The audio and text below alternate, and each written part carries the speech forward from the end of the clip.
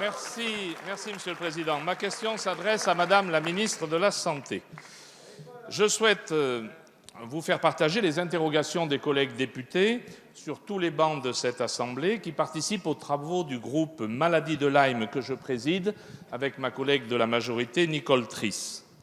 À cette heure, de nombreux malades atteints de la maladie de Lyme, mais aussi les personnes qui souffrent de symptômes pouvant leur laisser craindre qu'elles sont atteintes, se retrouvent en errance thérapeutique et désespèrent d'obtenir des réponses à leurs nombreuses interrogations.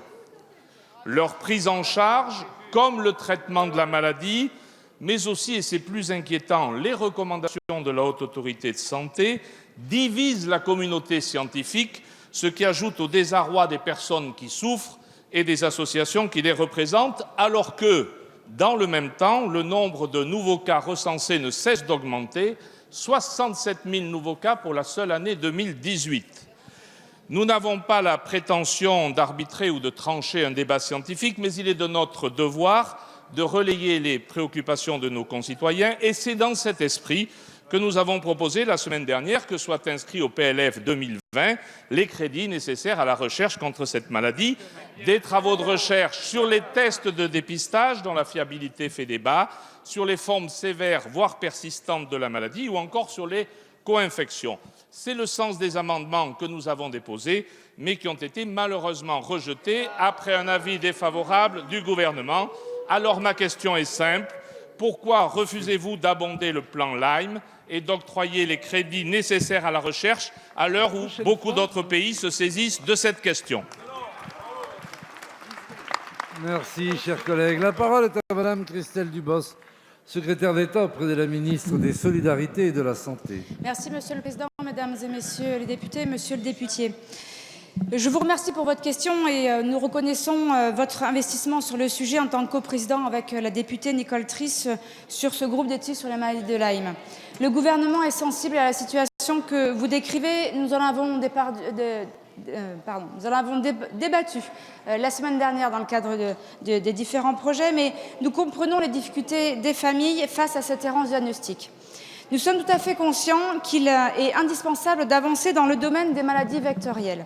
La fracture qui traverse la communauté scientifique laisse à penser que nous ne connaissons pas tout et qu'il est nécessaire de progresser. Plusieurs actions sont conduites par le ministère de la Santé. Sur le sujet de la prévention, des documents d'information élaborés par le ministère en charge de la Santé et les agences sanitaires sont mis à disposition du public et des intervenants depuis quelques années. En parallèle, l'agence Santé publique France sensibilise chaque été plusieurs dizaines de milliers de correspondants.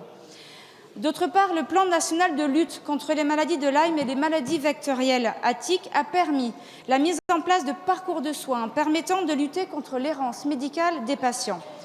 Conformément à la gradation classique des soins, ces parcours sont organisés en 3 niveaux. La médecine ambulatoire, des centres de compétences répartis sur le territoire et 5 centres de référence dont la liste a été arrêtée cet été.